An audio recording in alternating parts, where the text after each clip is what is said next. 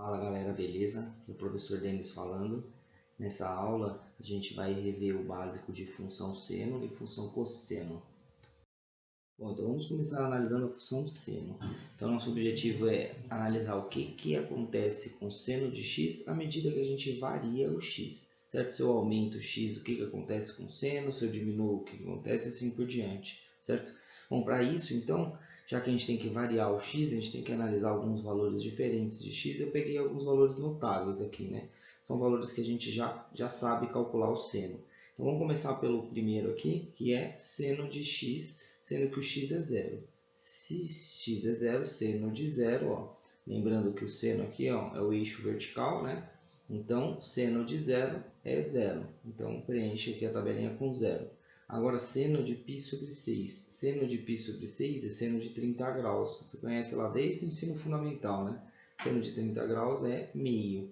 Agora, seno de π sobre 4 é seno de 45, que a gente também já conhece. É um ângulo notável, é um arco notável,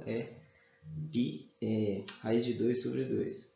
Agora, seno de π sobre 3, que é seno de 60 graus, que dá raiz de 3 sobre 2. Agora a gente vai para o próximo conhecido aqui, ó, que é o seno de π sobre 2, seno de 90 graus. Ó. Então perceba que esse ponto aqui está no máximo do eixo vertical, está no mais acima possível. Ele está no 1, então seno de π sobre 2 é 1. Agora a gente vai começar a vir para a esquerda aqui, a gente vai começar a descer em relação ao eixo vertical, né? O seno de 2π sobre 3 ele vai ser igual ao seno de π sobre 3, que é raiz de 3 sobre 2.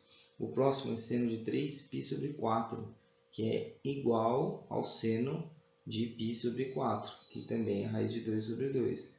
Agora, o seno de 5π sobre 6 é igual, é equivalente ao seno de π sobre 6, e ambos são iguais a meio. Agora vamos para o próximo, seno de π. O seno de π está aqui, né? Está no meio, não está nem para cima nem para baixo, então seno de π é zero. Agora, seno de 7π sobre 6. Ó. Seno de 7π sobre 6 é essa medida, que é esse valor, certo? Esse valor é igual a esse valor. Esse valor aqui é meio, porque é o seno de 30. Então, esse valor aqui, ele é igual, né? A medida é igual, só que está para baixo. Então, é menos meio. Seno de 5π sobre 4 é simétrico ao seno de π sobre 4, certo? Só que esse aqui está para cima, é raiz de 2 sobre 2, esse aqui está para baixo, então é menos raiz de 2 sobre 2. A mesma coisa para o seno de 4π sobre 3. Ó. Seno de 4π sobre 3 é esse valor aqui, só que ele é negativo, né? Ele é igual a 60, só que negativo. Então, ele é menos raiz de 3 sobre 2. Agora, vamos para o seno de 3π sobre 2. Então, aqui, ó, esse pontinho aqui, ele está no mínimo possível do seno, né? Ele está lá embaixo, está no menos 1. Então, seno de 3π sobre 2 é menos 1. E seno de 5π sobre 3, ele vai ser igual ao seno de 4π, que é menos raiz de 3 sobre 2. O seno de 7π sobre 4 é igual ao seno de 5π sobre 4, que é menos raiz de 2 sobre 2. E o seno de 11π sobre 6 é igual ao seno de 7π sobre 6, que é igual a menos meio. E por último, completando a volta aqui, a gente volta no 2π, que está na mesma posição que o zero aqui, né? Então, o seno dele é zero também. Bom, todos esses valores a gente já calculou no bimestre passado, né? É bom que a gente revisa isso aqui. Bom, agora vamos para a parte principal, que a gente vai analisar a função seno. Para isso, a gente vai construir o gráfico. Para construir o gráfico, eu vou utilizar esses valores que a gente calculou anteriormente, ó. Então, quando o x é zero, então esse aqui é o eixo x e esse aqui é o y, que nada mais é do que o seno de x. Então, quando o x é zero, o y é zero, o seno de x é zero. Agora, se eu pegar o x igual a π sobre 6, que é 1/3 de π sobre 2, o valor de seno é igual a meio, certo? Então, coloco uma bolinha aqui. Agora, para π sobre 4, o valor do seno é raiz de 2 sobre 2, que dá aproximadamente 0,7. Agora, para x igual a π sobre 3, dá raiz de 3 sobre 2, que é aproximadamente 0,85, quase no 1. Agora, quando o x é π sobre 2, o seno é 1, certo? Então, nesse intervalo aqui de x, a função seno é crescente, tá vendo? Não é um crescimento linear, cresce mais rápido no começo, depois vai perdendo força esse crescimento aqui. Bom, só que a partir daqui, ó, o próximo valor, o 2π sobre 3, o seno volta a ser 3 raiz de 3 sobre 2. Então, já daqui para cá decresceu, né? Agora, se o x é 3π sobre 4, raiz de 2 sobre 2 decresceu mais um pouquinho. Se o x é 5π sobre 6, o valor do seno é meio. E se o x for π, o valor do seno é zero, certo? Então, esse intervalo aqui é crescente, esse intervalo é decrescente. Bom, se a gente continuar colocando os pontos aqui, agora a gente vai para os negativos, né? Então, plotando os pontos aqui, a gente vai ter um comportamento desse tipo aqui, ó. E até chegar no 2π, no zero, onde a gente volta no zero, certo? Então, perceba que essa curva aqui, ó, ela cresce, decresce, chega no mínimo possível e cresce de novo.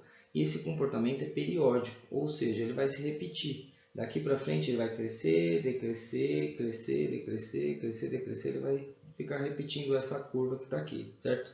Então, se a gente continuar essa linha aqui, a gente vai ter algo desse tipo aqui, tá? Então, se a gente traçar aqui a curva, teremos algo desse tipo, uma função contínua aqui, ó. Bom, agora vamos responder as duas perguntas aí. Qual que é a imagem da função e qual é o período da função? A imagem da função, de qualquer função, é os valores de y que são utilizados aqui, ó. No gráfico dá para ver quais são os valores que a gente consegue utilizar. São todos os valores de menos 1 até 1, ó. Todos esses valores são utilizados. Não passa do 1, o máximo possível é 1 e o mínimo possível é menos 1. Então a imagem é do menos 1 até o mais 1. São todos os números reais do menos 1 até o mais 1.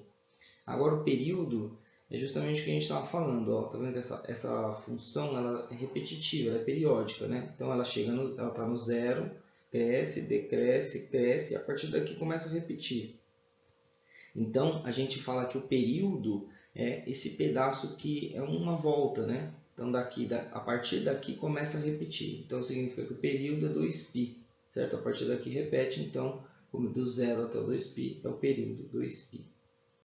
Bom, agora vamos fazer o mesmo para a função cosseno. A gente vai variar o valor de x e ver o que acontece com o cosseno de x. Então, vamos começar aqui pelo cosseno de zero, né? Lembrando que no ciclo trigonométrico a gente consegue descobrir o valor do cosseno pegando as projeções no eixo horizontal, certo? Então, cosseno aqui no eixo horizontal. Então, cosseno de 0, 0 está aqui. Em relação ao eixo horizontal, o 0 está no máximo possível, está mais à direita possível, o mais positivo possível. Então, cosseno de 0 é 1. Agora, cosseno de π sobre 6 é o cosseno de 30, a gente conhece, é um ângulo notável, um valor notável, é raiz de 3 sobre 2. Então, significa que esse pedaço aqui, ó, é raiz de 3 sobre 2. A mesma coisa, cosseno de π sobre 4, cosseno de 45, a gente conhece esse valor, é raiz de 2 sobre 2. E isso significa que esse pedacinho aqui vale raiz de 2 sobre 2, que é aproximadamente 0,7. O próximo é π sobre 3, cosseno de π sobre 3, cosseno de 60 é conhecido, que é meio, 1 sobre 2. Certo? O próximo é cosseno de π sobre 2. Perceba que quando a gente projeta aqui no eixo horizontal, não fica nem para a esquerda nem para a direita, nem no positivo nem no negativo. Então, cosseno de π sobre 2 é zero. Agora, para o próximo, cosseno de 2π sobre 3. Cosseno de 2π sobre 3, ó, ele é parecido com o cosseno de π sobre 3, só que o π sobre 3 é positivo, cosseno, e o cosseno de 2π sobre 3 é negativo. Então, é o mesmo valor, só que negativo, então é menos meio. O próximo é o cosseno de 3π sobre 4. O cosseno de 3π sobre 4 está no negativo e ele é simétrico ao π sobre 4, certo? Então, o cosseno de 3π sobre 4 é o mesmo valor, só que o oposto, né? Então, é o oposto do cosseno de π sobre 4, que dá menos raiz de 2 sobre 2. A mesma coisa para o cosseno de 5π sobre 6, é o oposto do cosseno de π sobre 6. Então, é menos raiz de 3 sobre 2. O próximo é o π, o cosseno de π, ó, perceba que o π está o mais à esquerda possível, certo? Então, está no mais negativo possível, que é o menos 1. Cosseno de 7π sobre 6 é igual ao cosseno de 5π sobre 6, então é menos raiz de 3 sobre 2.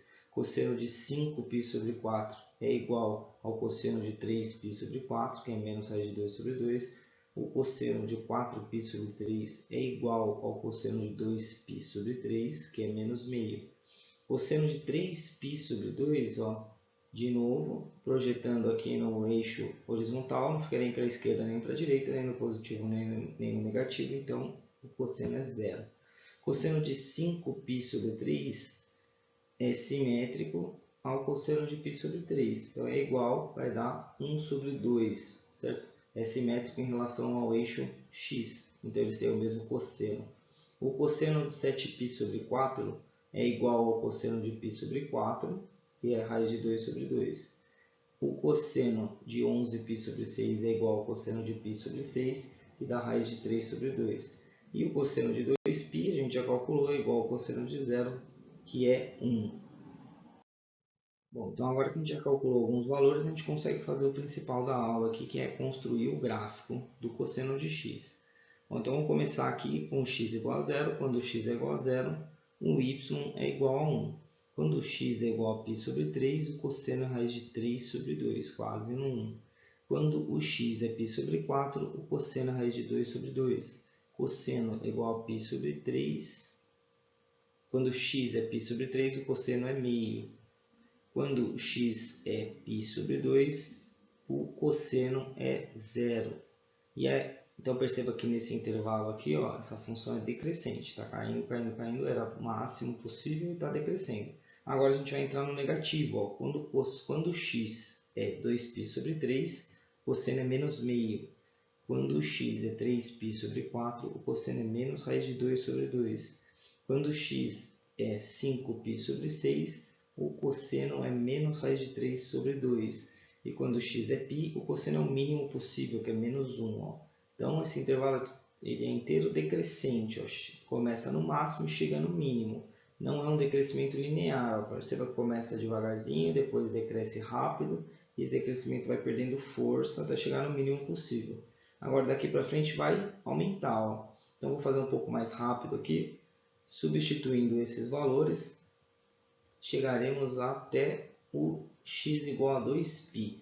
Então, analisando a curva aqui, ó, decresceu, começa no máximo, decresce, passa pelo zero, chega no mínimo possível. A partir daqui é crescente, ó, cresce, cresce, cresce, passa pelo zero, cresce de novo até chegar no 2π.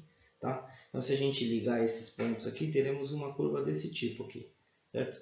Então, mais uma vez, essa é uma curva periódica também, ó. Então, começa no 1, decresce, chega no mínimo possível, chega no 1 de novo. A partir daqui, esse movimento se repete, essa curva vai se repetindo. Vai chegar sempre no 1, no menos 1, no 1, no menos 1, e assim por diante. É periódico, certo? Vai se repetindo tanto para a esquerda quanto para a direita.